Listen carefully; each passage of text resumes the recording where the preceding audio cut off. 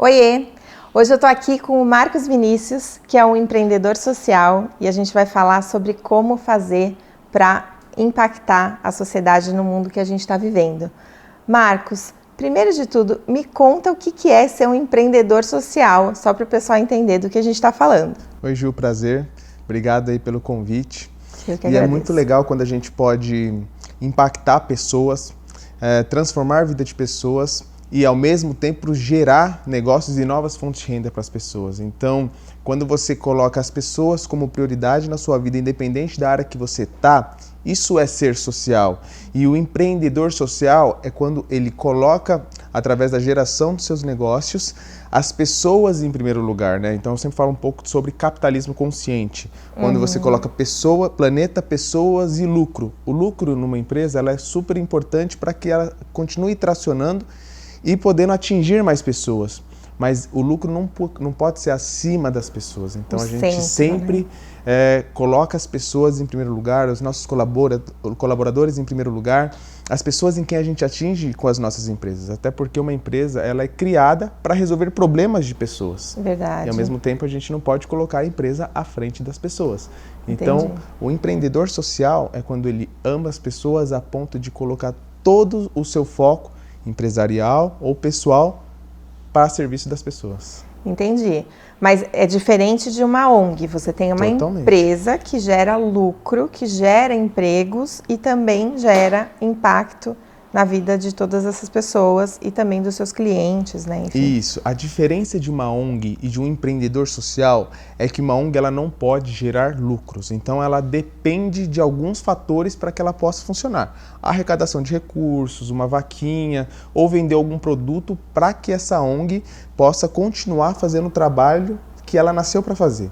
Uma empresa, que é o nosso caso, a gente trabalha de uma maneira natural como qualquer empresa, mas a gente visa o nosso lucro ou os nossos objetivos com a prioridade que são as pessoas. Entendi. Então a gente vê muitas corporações grandes que cresceram lucrando altas quantidades de lucro e não tem problema nisso. As empresas que nasceram na geração passada, que cresceram de uma maneira exponencial, elas visavam lucro como a maior prioridade. Nós precisamos lucrar. Uma empresa que tem o foco de social, uma empresa de um empreendedor social, ela precisa de lucro para poder crescer e poder continuar, mas o foco dela é as pessoas. Até porque, para você fazer transformação social, você precisa de muita grana, muito dinheiro, né? Você não pode querer ajudar uma pessoa se você não tem condição de ajudar. É verdade. Então, se você tira o seu prato de comida para dar para alguém, provavelmente você não vai ter condições de continuar ajudando essa pessoa, porque você vai ter fome. Então, você precisa gerar para poder... Então, uma empresa, ela visa o lucro, que é o nosso caso, só que a gente doa a parte do nosso lucro para potencializar as ONGs e ensinar as ONGs a crescer e poder atuar do jeito que elas cresceram, né? Porque uma característica importante hoje das ONGs é que a maior parte do tempo delas, elas dedicam para arrecadação de recursos, né? É verdade. Então a gente ajuda essas ONGs a potencializar, né, com parte do nosso lucro e mostrar que existem outras fontes de rendas para que elas não dependam só da doação. Porque se uma ONG que elas parar de também possam gerar esse recurso para ajudar as pessoas. Exato, porque se uma ONG para de receber um recurso, a ONG para de funcionar. Uma empresa não, uma empresa precisa continuar gerando lucro para continuar a funcionar. Entendi. É o mesmo ponto, né? Legal. E como é que você caiu nisso? Como é que você chegou nesse ponto de ter uma empresa social? Eu comecei a trabalhar muito cedo, né? Comecei a trabalhar com 13 anos na empresa da minha família. Eu nunca gostei muito de estudar. E eu acabei indo para uma área de construção civil, eu trabalhei em várias partes da construção civil, né? Já fui empreiteiro, já fui servente pedreiro. Meu primeiro trabalho, efetivamente, foi ser um limpador de fósforo da empresa da minha família. E em 2010, eu conheci minha esposa no trote da faculdade, me formei em publicidade e propaganda, e aí ela me mostrou um outro sentido da vida. E por conta disso, em 2010, a gente fundou... Ela que foi sua fada madrinha aí. Na verdade, ela foi a pessoa responsável pela transformação do que é o Marcos hoje.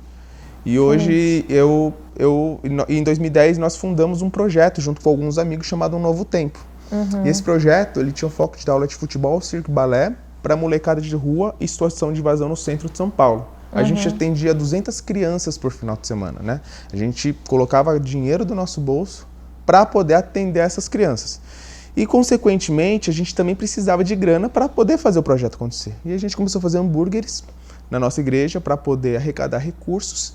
E, por conta disso, nós fundamos o nosso primeiro restaurante em 2013, junto com mais 2 sócios. Que era uma hamburgueria. Que foi uma hamburgueria chamada Holy Burger.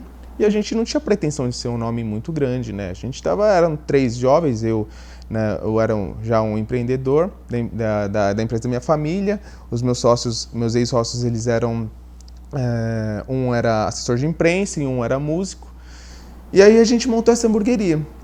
Só que ela foi um sucesso enorme, muito grande, né? Tanto que se tornou um dos maiores nomes de hambúrguer do Brasil. Né? Já fizemos vários eventos como Lollapalooza, Veja São Paulo, fomos hamburgueria oficial da Vans, Ray-Ban, enfim, várias marcas que acabaram aderindo à causa e sempre focado em transformação social.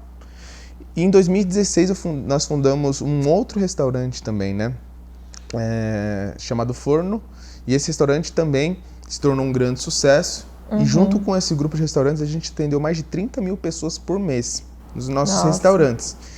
E por conta disso, eu acabei abrindo mão de trabalhar com minha família para trabalhar com os nossos restaurantes, que era focado em transformação social. Entendi. Aí você ficou à frente desse negócio e sempre focando em gerar parte desse lucro para transformar pessoas e para ajudar essas comunidades. Isso, na verdade a gente ajudava os nossos projetos que a gente tinha criado, né? E aí acabei fazendo algumas viagens pelo Brasil, já fui para a Amazônia, nós alugamos um barco hospital para fazer um trabalho com os povos ribeirinhos da região do Rio Negro. Já fui para o sertão nordestino fazer trabalho de captação de água e impacto social nas cidades.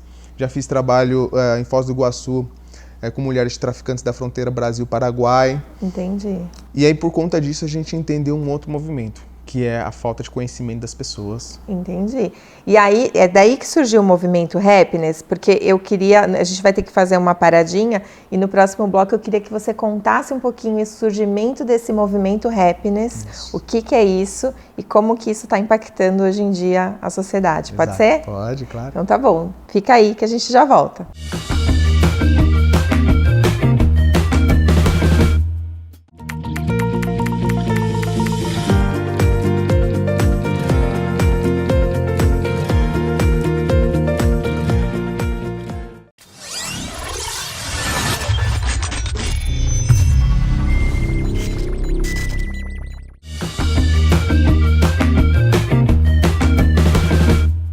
Oiê, voltamos aqui com o Marcos Vinícius, que é um empreendedor social que vai contar pra gente agora o surgimento de um movimento que está impactando a vida de muitas pessoas, muitas comunidades aqui em São Paulo. Conta pra nós, Marcos. E aí, fechando um pouquinho da nossa história, que a gente estava falando no bloco anterior, em 2018 eu conheci um casal, né, a Kati e o Ricardo, que hoje também são os meus sócios, e a gente fundou um restaurante aqui em Indaiatuba, chamado Brandon House. E esse restaurante, ele tem o foco de tirar as meninas da prostituição, do maior campo de prostituição a céu aberto da América Latina, e devolver o direito de escolha para elas, né? Que bom isso. E aí, por conta disso, com todas essas viagens que eu fiz pelo Brasil, eu entendi que o povo brasileiro, ele não padece por falta de oportunidade, ele padece por falta de conhecimento. Até porque se a gente dá o ouro para as pessoas, ou alguma coisa que as pessoas não saibam o que fazer com elas, acaba não dando resultado. Então a gente precisa gerar conhecimento para as pessoas, né? E essa porque é uma vez só, né? Se você dá uma vez só. Se a pessoa tem condição de buscar aquilo, ela consegue buscar constantemente. Exato. É mais ou menos isso? Eu comecei a entender que por conta de vários traumas que as pessoas têm do passado, independente da criação delas ou não, existem alguns bloqueios que impedem delas entenderem que elas têm tudo que elas precisam, elas só não sabem que elas têm. O potencial que cada pessoa tem de desenvolver algo dentro do que ela acredita. Isso é falta de conhecimento. E aí, em 2019, eu acabei vendendo a minha parte da sociedade dos meus restaurantes, eu e minha esposa, e a gente fundou o Movimento Happiness. O Movimento Happiness, ele é baseado na inconformidade que a gente tem de ver que o nosso povo brasileiro padece por falta de conhecimento. E a gente acredita que com mudança de mentalidade e educação a gente pode transformar o nosso país. Verdade. Então, o objetivo do Movimento Happiness é entrar nas comunidades do Brasil para gerar emprego, renda e educação financeira, onde parte do faturamento líquido da nossa empresa a gente ajuda a potencializar os projetos sociais que existem, né, nas comunidades que nós estamos inseridos. Porque eu não acredito que precisam mais de ONGs. A gente precisa potencializar as boas ONGs que existem, né? Sim. Então, para que isso aconteça, a gente precisa gerar recursos para a nossa empresa. Então, a gente montou um restaurante que também é uma hamburgueria, onde a primeira unidade foi na Moca, num bairro bem tradicional de São Paulo. E lá a gente inaugurou em agosto de 2019 a primeira unidade. No ano passado. No ano passado, faz menos de um ano que a gente inaugurou. E a gente potencializa, a gente ajuda um projeto social chamado Lar Redenção, que cuida de crianças portadoras de necessidades especiais que foram abusadas e maltratadas fisicamente pelos próprios familiares. E aí o Movimento Happiness nasceu com essa pegada, de levar um bom produto a um custo muito baixo, né? A gente montou, graças a parcerias com vários fornecedores, a gente montou um hambúrguer de 160 gramas a partir de R$10. Que demais. E aí no final do ano passado, um empreendedor olhou para todo o nosso movimento e quis entrar também junto comigo e acabou sendo nosso investidor. Comprou uma parcela da nossa empresa no final do ano passado, em menos de 3 meses da empresa aberta.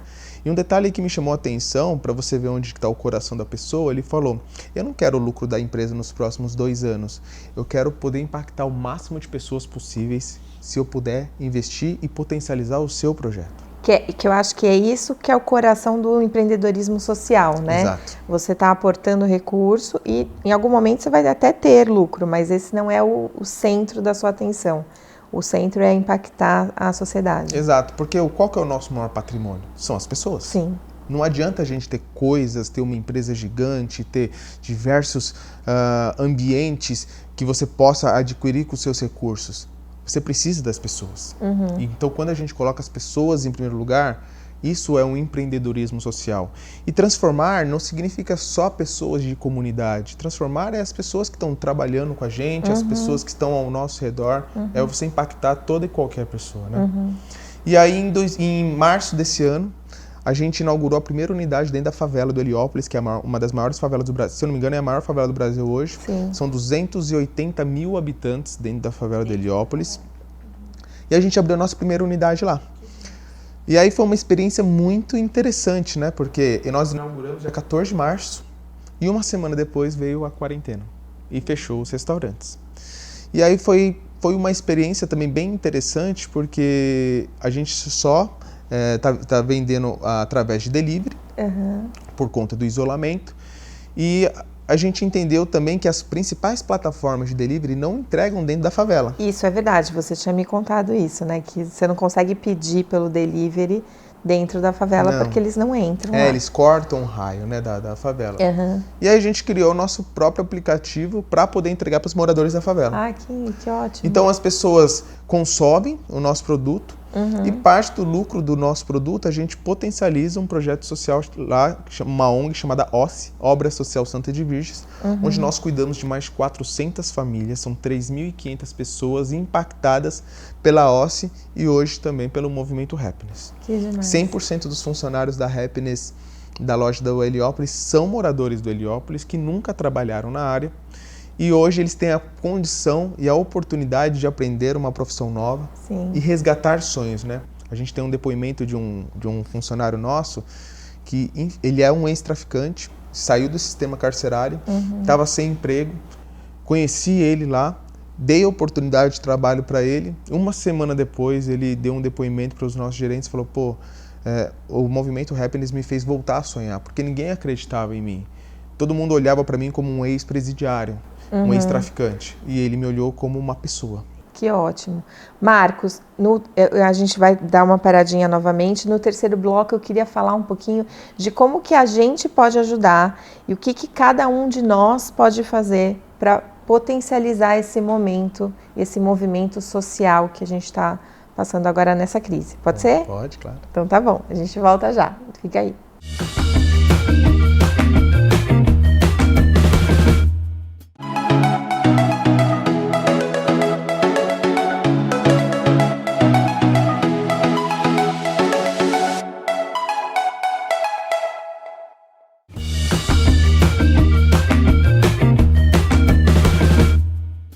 Estamos de volta aqui com o Marcos Vinícius, que é um empreendedor social e fundador do movimento Happiness.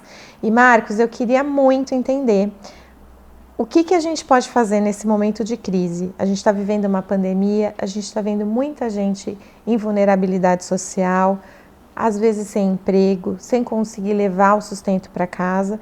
E muitas pessoas estão tentando ajudar de várias formas, às vezes com vaquinhas ou tentando levar cestas básicas, enfim. Qual é uma maneira melhor de ajudar? O que cada um de nós pode fazer? Qual a sua recomendação?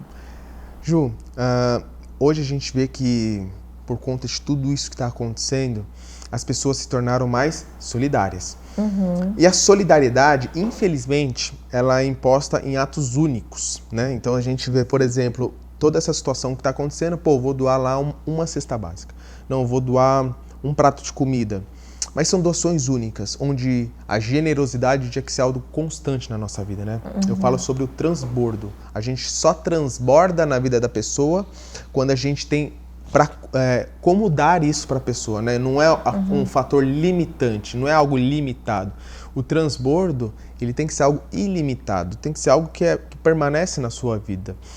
E eu sempre falo para as pessoas que querem ajudar, é muito mais do que você fazer um ato de assistencialismo ou filantropia, que é doar uma cesta básica ou dar algum valor, algum dinheiro, ou dar também um prato de comida, mas é ajudar a pessoa a sair da situação que ela está. Sim, essa coisa de dar um prato de comida é legal também, né? Acho que assim, nesse momento é importante também.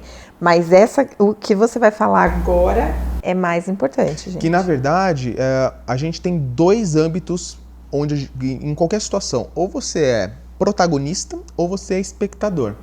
No momento que você se torna espectador, você está sentado na sua casa olhando toda essa situação e pensando, eu preciso garantir o meu e entender que aqui está tudo bem. Tem algo de errado nisso? Não.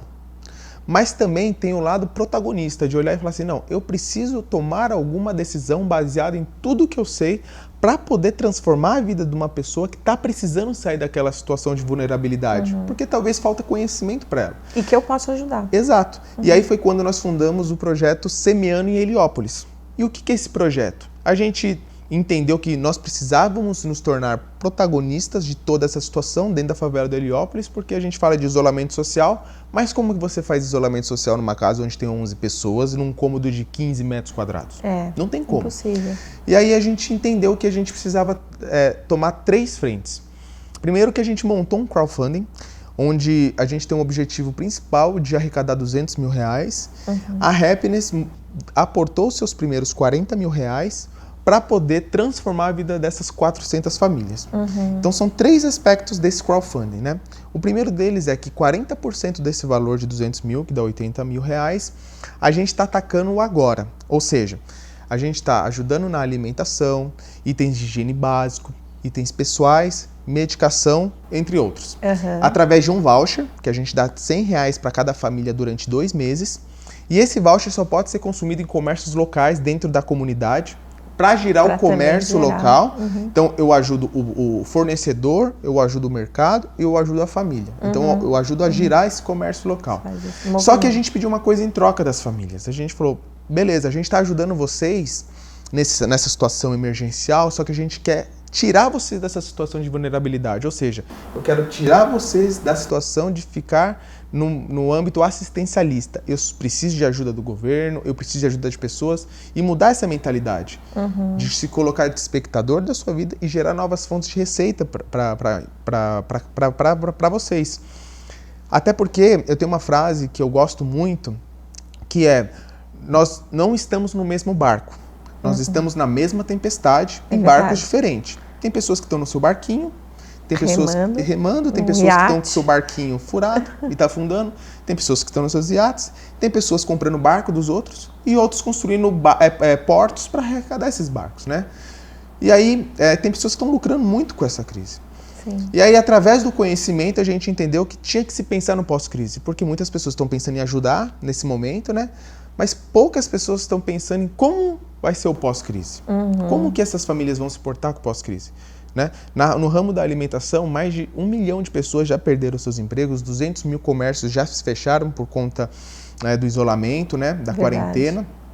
E aí a gente tem outra parte do Semeando, que é os outros 40%, que é o quê? A gente fez uma troca com as famílias. A gente ajuda vocês, só que a gente quer tirar vocês da zona de vulnerabilidade. Então, a gente está fazendo um cadastro com eles, qual que é o sonho profissional de cada família, né? Se quer ser um cabeleireiro, se quer ser um gestor, se quer trabalhar com cuidador de idosos, com segurança de trabalho, na parte de tecnologia, independente do que for, coloca o seu sonho profissional. Estamos plantando 2 centros de EAD dentro da favela, onde nós estamos levando conhecimento com grandes nomes do ramo acadêmico para poder levar esse conhecimento e uma certificação para eles. E através também do nosso grupo de relacionamentos, a gente conecta as empresas às pessoas que estão precisando de emprego. E se essas pessoas não conseguirem um emprego de carteira assinada, a gente não para por aí. A gente vai ajudá-las a ser empreendedoras. Não depender dos outros para mudar de vida, mas depender delas mesmas. Porque se a gente depender do governo ou de qualquer coisa, a gente nunca vai para frente. Então a gente tem que depender de nós mesmos. Nós temos que ser protagonistas da nossa vida. Então 40% a gente está fazendo isso com as famílias e levando tecnologia para a favela.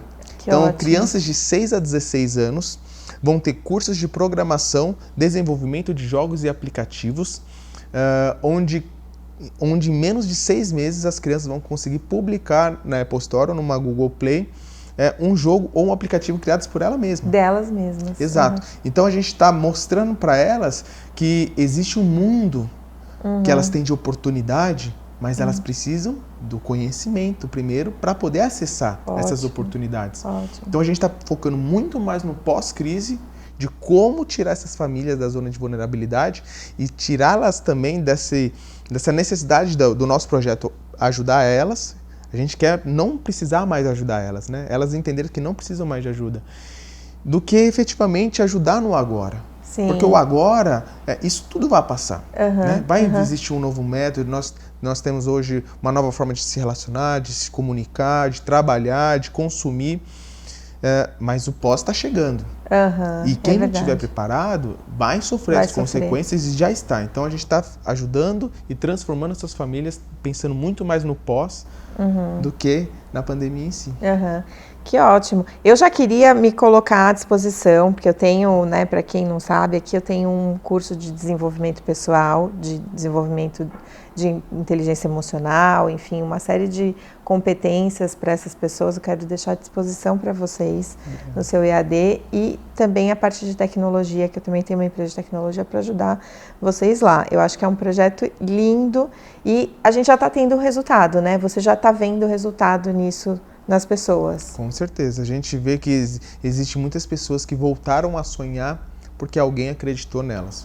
Então, só o que falta é a gente lapidar os diamantes brutos que estão dentro da comunidade e deixar que o resto eles mesmos vão fazer. Então, eu sempre falo que nós somos somente a faísca e tudo que vai incendiar dentro das pessoas, elas descobrem que estão dentro delas mesmas. Né?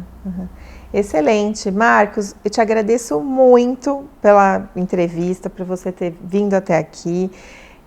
Acho esse seu sonho e esse seu projeto uma coisa muito bonita. E se você quiser deixar uma mensagem para quem está nos assistindo, para o que essas pessoas que estão em casa podem fazer nesse momento para ajudar no pós-crise, não só no agora, fica à vontade. Eu acho, na verdade, pessoal, a única mensagem que eu deixo para vocês é que não deixe de semear na vida das pessoas. Às vezes a gente acha que nossa semente ela é muito pequena. Mas uma semente pequena pode gerar frutos gigantescos. O ato de semear tem que ser algo constante na sua vida e o ato de generosidade tem que ser algo que está transbordando sem parar. Não ser algo único, né? Porque muitas pessoas só precisam da nossa semente. Então, nunca perca fé na humanidade. As pessoas, infelizmente, vão nos decepcionar, vão nos trair, mas nós temos que continuar acreditando nas pessoas e mostrando o potencial que cada uma tem. Então, independente se está dentro da sua casa, fique em casa, cuide dos seus familiares, família em primeiro lugar, não deixe de semear na vida das pessoas. Vou deixar todos os contatos aqui do Marcos também, se quiserem entrar em contato com o Movimento Happiness e apoiar também a realizar o sonho de algumas dessas pessoas, a gente conta com vocês. Marcos, muito obrigada novamente por você ter vindo. Gente, gostaram? Conta pra mim se vocês gostaram, manda um direct no nosso Instagram, que é o @programa Fala Caju. E na próxima semana eu espero você por aqui com novos entrevistados com muito conteúdo interessante. Até lá!